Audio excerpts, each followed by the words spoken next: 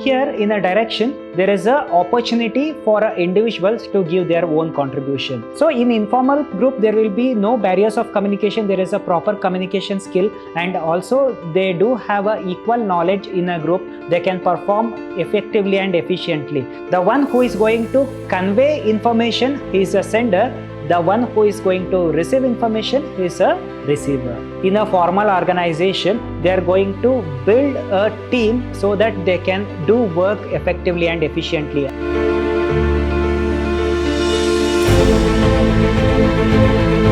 Hello everybody, a warm welcome to one and all. I am Mr. Hemant Kumar from Department of Commerce and Management, Vidhyaashram First Aid College, MYSURU, the Temple of Excellence. We are going with session 2 of subject Principles and Practice of Management Unit 4, that is Directing, for first semester BBA students.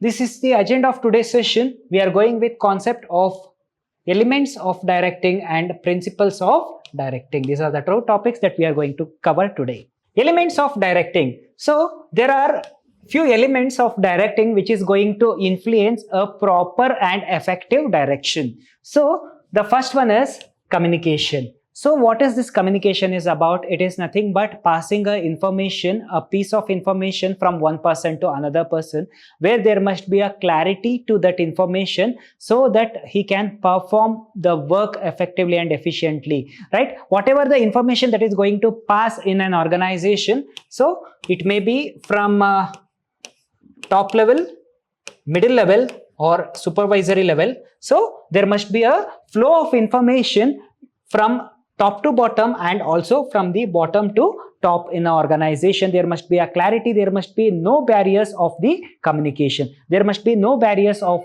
communication. Here in the communication process, there is a participation of two persons. The one who is going to convey information is a sender. The one who is going to receive information is a receiver. Hence, this process is going to happen between two people. That two people may be top level, middle level, and low level management. While top level management send message to middle level management send message to supervisory level. So like he is a sender, he is a receiver. He is a sender, he is a receiver. It is a process that is going to happen in this way. Supervision. So this direction is a kind of a supervision, not only instructing, not only guiding, not only assigning the task, but he must oversee the task that is performed by the individuals, whether they are going to perform the task in an efficient and effective way. So it is a kind of a supervision.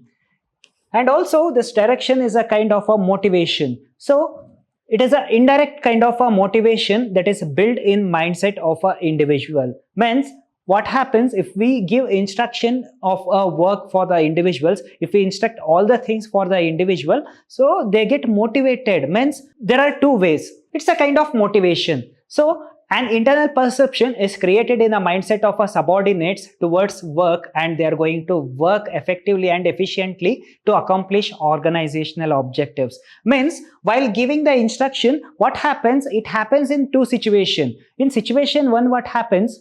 So if I just instruct them the work, but the employees, they are not at all aware of the work that they are going to do. So there will be a barriers, there will be a problem in the work, and there is possibility of failure of the task.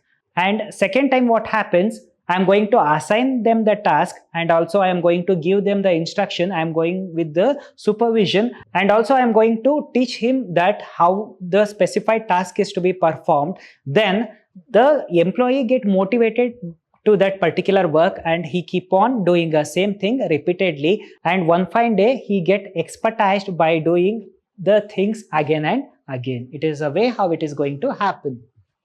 Leadership. So it is a kind of a initiative, it is a kind of a authority, it is a kind of a responsibility, right? So this leadership is not a designation, it is a kind of a responsibility. So whatever the cause that is going to happen in the organization, so a leader is responsible. Whatever the mistake, whatever the appreciable thing that the team members they do, he is a responsible or accountable person. Principles of directing. So here directing have certain principles.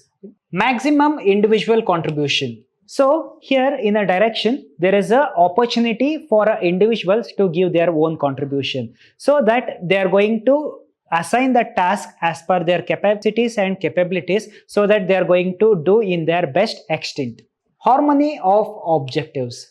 Here the management must harmonize the individual objectives towards accomplishment of organizational objectives. Every individual come to organization to satisfy their physical and psychological needs. So the employees, they work effectively and efficiently only the organization fulfill their personal goals and personal objectives, right? So if we satisfy the employees, so they are going to satisfy organization. It is a way how it is going to happen. Unity of command. So as we had studied 14 principles of management of Henry Fayol.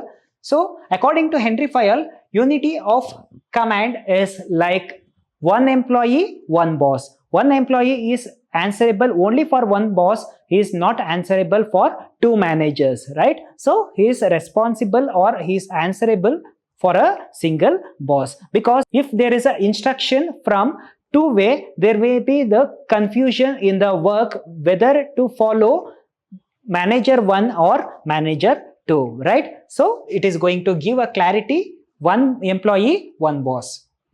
Appropriate of direction techniques. So a manager must use a correct direction technique to ensure the efficiency of a direction.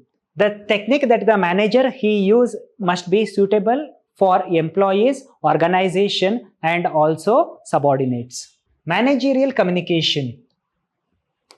So as I said, this communication plays a vital role in a management. So there must be a formal way of communication which is going to flow from top end to the bottom, and also from bottom end to the top level management. There must be no proper communication. There must be a proper communication skill in all the levels of management. This communication process is very beneficial to reach out the organizational objectives. Strategic use of informal organization. What is this strategic use of informal organization? So it is a methodology that is used by the managers. The management use informal group of people in a formal organization. They are going to build a team so that they can do work effectively and efficiently. As we know, in a formal organization, there are number of informal group that they are going to work. So what happens if there is an informal group, there is a proper communication skill. So in informal group, there will be no barriers of communication. There is a proper communication skill, and also they do have a equal knowledge in a group. They can perform effectively and efficiently. So here they are going to choose the team members which are in informal group, so that they can perform effectively and efficiently to accomplish objectives. Effective leadership. So there must be a effectiveness in the leadership process.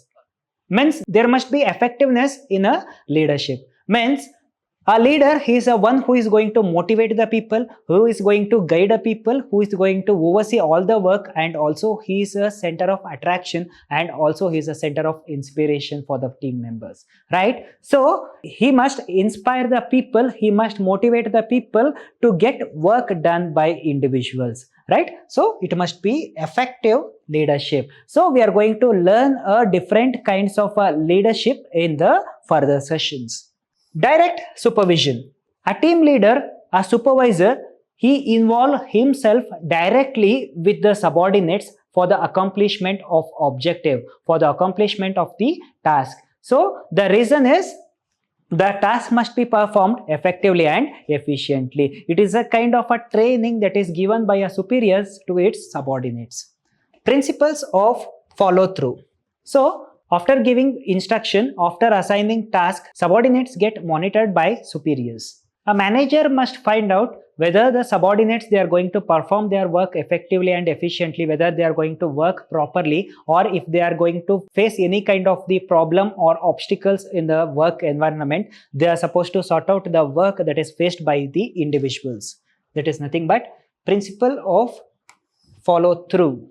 In next session, we are going with the concept of meaning and definition of motivation, theories of motivation. Under the theories of motivation, we are going through 3 theories of motivation, that is Maslow's hierarchy of need theory, Second one is Husberg two-factor theory and McGeorge theory X and theory Y. These are the three theories that I am going to explain in next session.